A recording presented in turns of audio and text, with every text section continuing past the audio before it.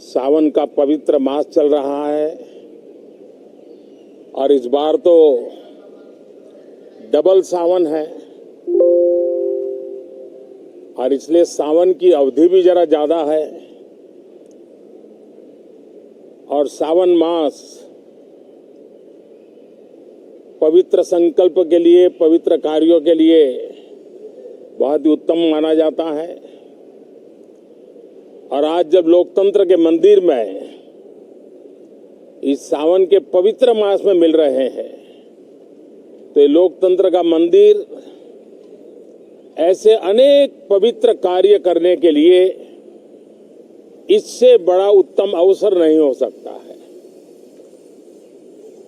मुझे विश्वास है कि सभी माननीय सांसद मिलकर के इस सत्र का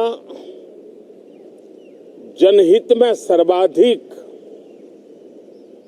उपयोग करेंगे।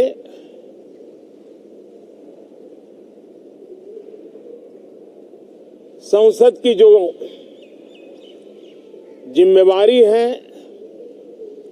और संसद में हर सांसद की जो जिम्मेवारी है, ऐसे अनेक कानूनों का बनाना, उसकी विस्तार से चर्चा करना बहुत ही आवश्यक है।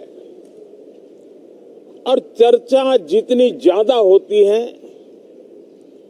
चर्चा जितनी ज्यादा पैनी होती है, उतना जनहित में दूरगामी परिणाम देने वाले अच्छे निर्णय होते हैं।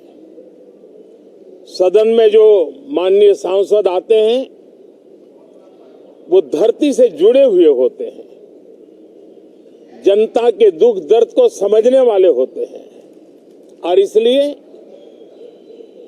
जब चर्चा होती है तो उनकी तरफ से जो विचार आते हैं वो जड़ों से जुड़े हुए विचार आते हैं और इसलिए चर्चा तो समृद्ध होती है, निर्णय भी सशक्त होते हैं, परिणामकारी होते हैं। और इसलिए मैं सभी राजनीतिक दलों को, सभी माननीय सांसदों को इस सत्र का भरपूर उपयोग करके जनहित के कामों को हम आगे बढ़ाएं। ये सत्र अनेक रूप से महत्व का भी है क्योंकि इस सत्र में जो बिल लाए जा रहे हैं वो सीधे सीधे जनता के हितों से जुड़े हुए हैं। हमारी युवा पीढ़ी जो पूरी तरह डिजिटल वर्ल्ड के साथ एक प्रकार से नेतृत्व कर रही है, उस समय डेटा प्रोटेक्शन बिल देश के हर नागरिक को एक नया विश्वास देने वाला बिल है और विश्व में भारत की प्रतिष्ठा बढ़ाने वाला बिल है। उसी प्रकार से नेशनल रिसर्च फाउंडेशन, ये बिल एनआरएफ, नई शिक्षा नीति के संदर्भ में एक बहुत बड़ा अहम कदम है और इसका उपयोग अनुसंधान को बल देना, इनोवेशन को बल देना, रिसर्च को बल देना और हमारी युवा पीढ़ी जो विश्व के अंदर नए उपक्रमों के द्वारा विश्व का नेतृत्व करने का सामर्थ्य रखती है, उनके लिए बड़ा अवसर देकर के आ रही है। जनविश्वास बिल सामान्य मानवीय के प्रति भरोसा करना,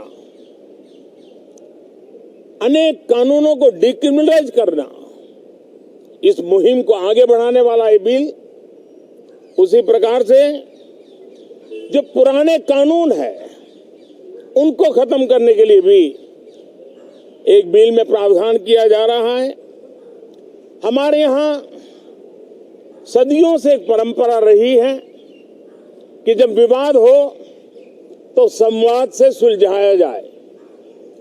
मीडिएशन की परंपरा हमारे देश की बहुत सदियों पुरानी है उसको अब कानूनी आधार देते हुए मीडिएशन बिल लाने की दिशा में इस सत्र का बहुत बड़ा उपयोग है, जो अनेक विवादों से सामान्य मानवीय से लेकर के असामान्य संजोगों को भी मिल बैठ करके सुलझाने का एक मजबूत नींव बनाएगा।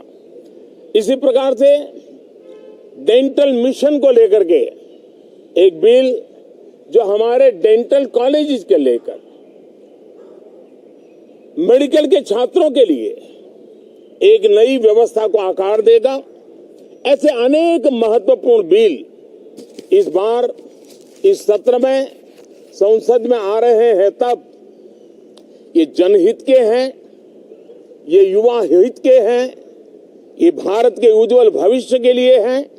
मुझे विश्वास है कि सदन में गंभीरता पूर्वक इन बिलों पर चर्चा करके हम बहुत तेजी से राष्ट्रहित के महत्वपूर्ण कदमों को आगे बढ़ाएंगे। साथियों, आज जब मैं आपके बीच आया हूं, इस लोकतंत्र के मंदिर के पास खड़ा हूं, तब मेरा हृदय पीड़ा से भरा हुआ है, क्रोध से भरा हुआ है। मणिपुर की जो घटना सामने आई है,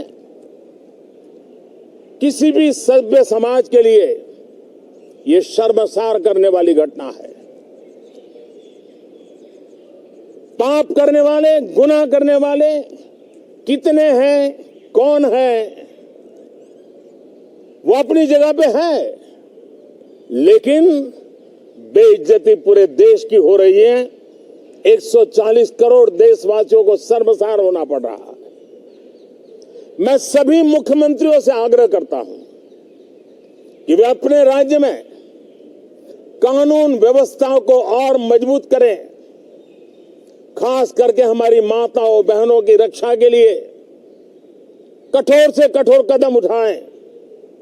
घटना चाहे राजस्थान की हो, घटना चाहे छत्तीसगढ़ की हो, घटना चाहे मणिपुर की हो, इस देश में, हिंदुस्तान के किसी भी कोने में, किसी भी की राज्य सरकार में राजनीतिक वाद विवाद से ऊपर उठ करके कानून व्यवस्था का महात्म्य, नारी का सम्मान, और मैं देशवासियों को विश्वास दिलाना चाहता हूं, किसी भी गुनहगार को बख्शा नहीं जाएगा। कानून अपनी पूरी शक्ति से, पूरी सख्ती से एक के बाद एक कदम उठाएगा। मणिपुर की इन बेटियों के साथ जो हुआ है, इसको कभी माफ नहीं किया जा सकता है। बहुत बहुत धन्यवाद दोस्तों।